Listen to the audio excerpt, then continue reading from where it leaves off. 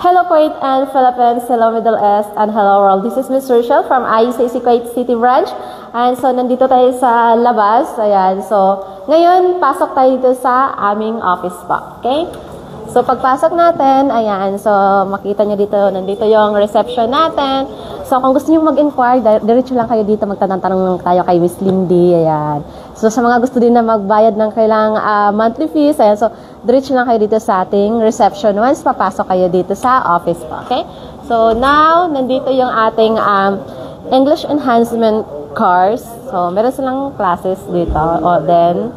So, ito yung ating English enhancement course. Actually, every Friday, nagtutor tayo dito sa classroom, no? So, ito yung class nila. So, ngayon, punta naman tayo sa main classroom po namin. Okay? So, yan. Itong classroom na to is dito yung health and social care. So, sabi dito, kindly avoid entering the classroom unless you are scheduled or so, mag-disturb tayo dito ngayon. Yan. Hello, good morning. Ayan, so good morning po. Andito din si Lucas. Ito si Lucas, yung nila. Ito yung baby nila dito, si Lucas. So dito sila natututo sa mga demo nila. Ayan. So, nang-disturb lang po kami dito. Ayan, so ngayon dito po tayo sa aming main classroom ng computer secretarial course. Ayan, so graphic designing. So, yan dito. And then, masisilip din natin sila doon sa kabila. Nandun sila. Ayan. So, silip-silip lang dito kasi inano na namin yung classroom. Nilagay na namin siya ng glass. Kasi nga, meron tayong parating na graduation. So, ngayon, ayan, so dito po yung class natin for Computer Secretarial Training Course, Graphic Designing, AutoCAD 2D, and 3D. So, dito, meron silang ginagawang project. So, what he's doing, sir? Business proposal. Business proposal. Okay. So, gumagawa siya ng business proposal sa PowerPoint. So, yun is Computer Secretarial Training Course po yung course niya. Okay? So, yeah, dito rin, ayan, so, Microsoft Excel.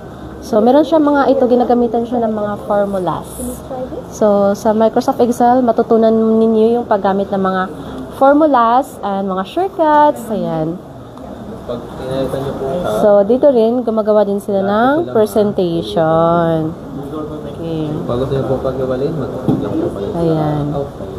So, every Friday, actually, medyo marami-rami talaga pag Friday no pumapasok. Kasi nga, day off nila. So, nandito din yung ating business management classroom. Hello, good morning. Hanggang dito lang po kami. So, saan ba yung pintuan dito? Ito? Ay, hindi ko alam to. Paano ba to? Ganito pala. Wala kasi sa amin tong ganitong sliding door eh. Ano ba yan? Yes. So, naano lang kami dito kasi ang ganda na ng papintuan natin. Ayan. So, dito mga business management students natin. Level 4. Level 5. Okay, level 5. Ito si Ma'am, Loyalty Award na to eh. Kasi nag-HGC pa to siya, nag-Comsec, nag-Arabic. Ang dami niya ng course dito sa ICC. Office management ka rin? Computer Secretarial, tsaka Health and Social Care. So, Loyalty Award na yun siya? Okay. Ay, meron na kaming ganito. Ang lakas makasosyal dito. Ayan.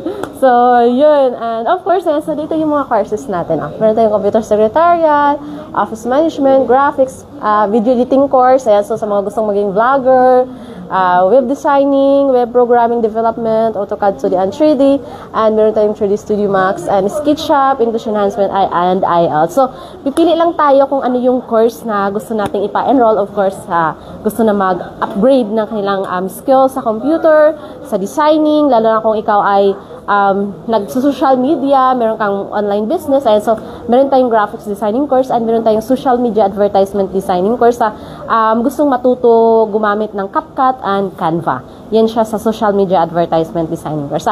Kung gusto mo naman na matuto sa Adobe Photoshop, Adobe Illustrator, Adobe InDesign, and CorelDRAW, so graphics designing course po yung ipapa-enroll po natin.